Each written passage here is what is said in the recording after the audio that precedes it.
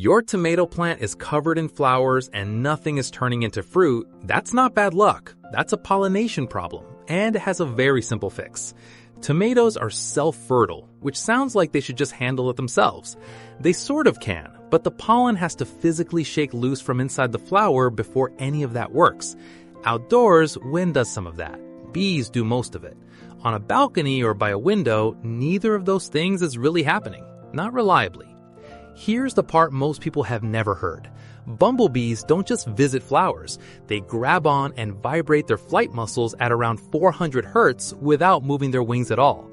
The pollen releases in a small yellow cloud. It's called buzz pollination. They figured this out before we did. Your indoor plant has none of that happening, so the pollen just sits there. The flower looks fine.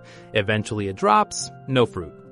Get an electric toothbrush, not for the bristles, just the vibration. When a flower is fully open, yellow petals pulled back, the central anther cone clearly visible, press the handle against the stem just behind the flower. Not the petals, the stem.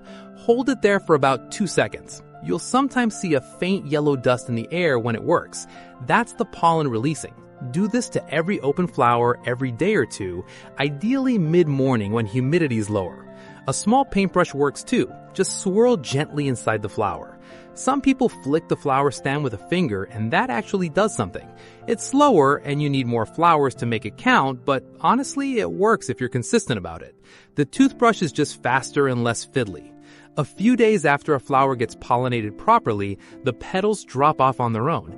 And then, right where the flower was, a tiny green nub appears. That's your tomato, size of a pea to start.